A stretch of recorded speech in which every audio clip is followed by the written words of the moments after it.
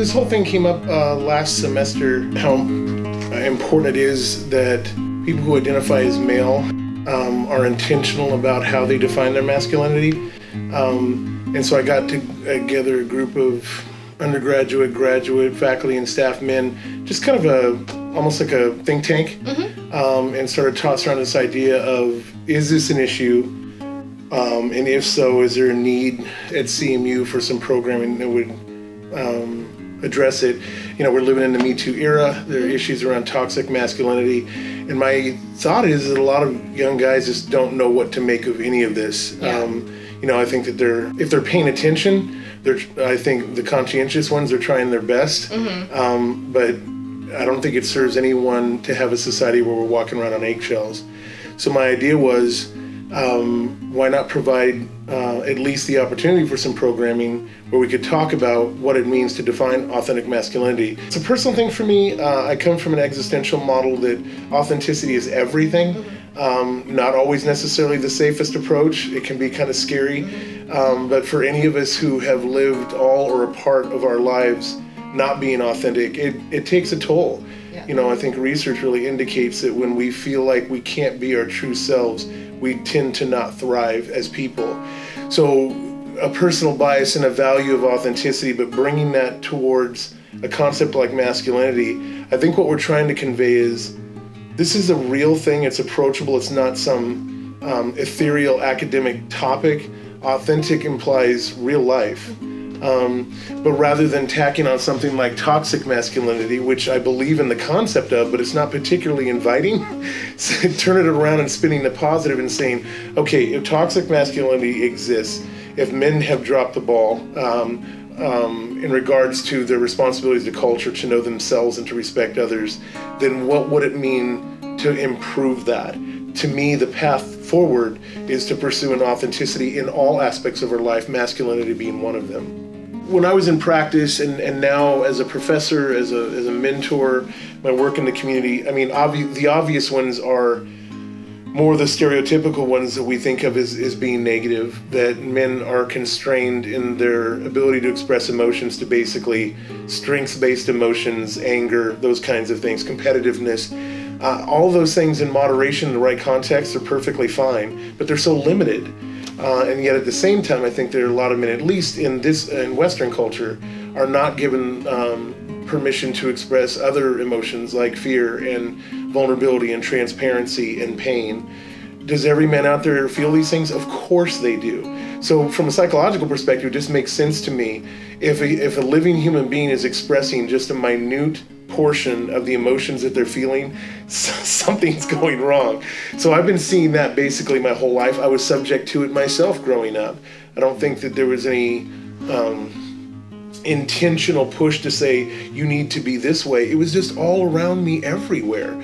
The media, sports, role models on TV, my own father and the men in my own family just constantly getting this message by default that this is the very narrow range of what a man is supposed to be.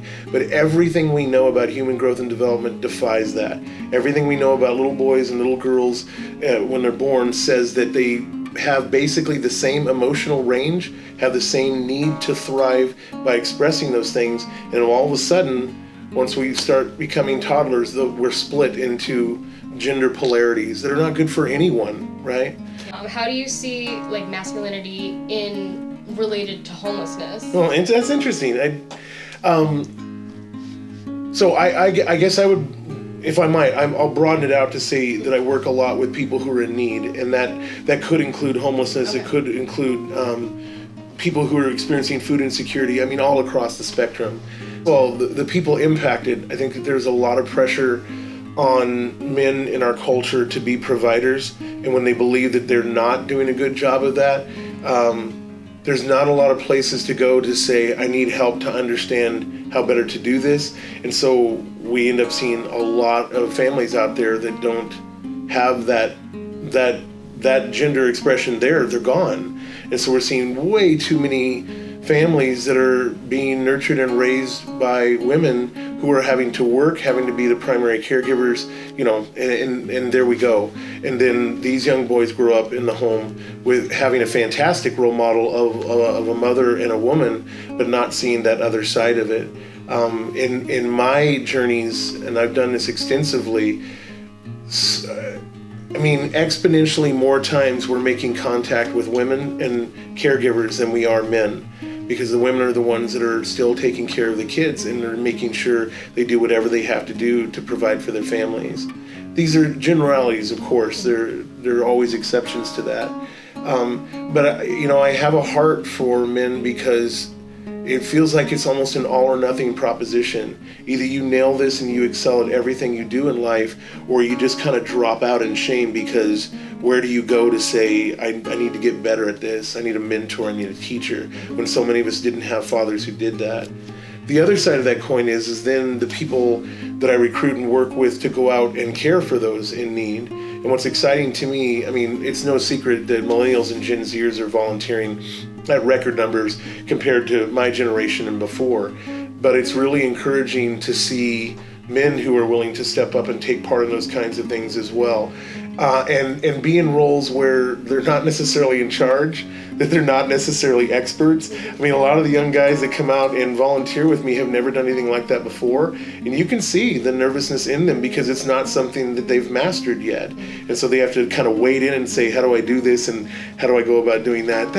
To me, that's good for all of us. Yeah. It's good for everyone when we can create a safe atmosphere to learn and grow.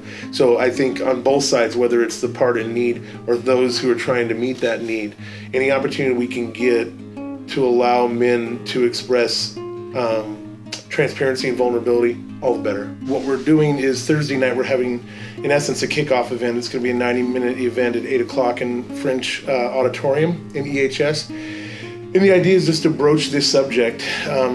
We've invited men from constituencies all over campus and all over the community to come out and just take it in, to add to the discussion about what it means to define our own sense of masculinity.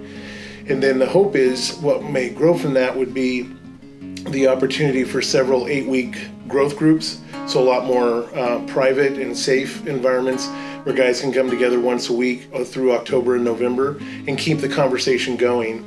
In those groups, we would have the time, obviously, to go a lot more in depth. So the idea is that each week would address a major broad topic, have some discussion, questions, dive in, have people who are trained to facilitate, but also in the process of doing that, creating authentic community as well. And I just don't think that there are a lot of places in our culture right now that provide that kind of opportunity, especially for men, right? Mm-hmm. So that's the basic idea. We're trying to keep it logistically as simple, the premise as simple as possible, but really also be relevant to what's happening literally right now.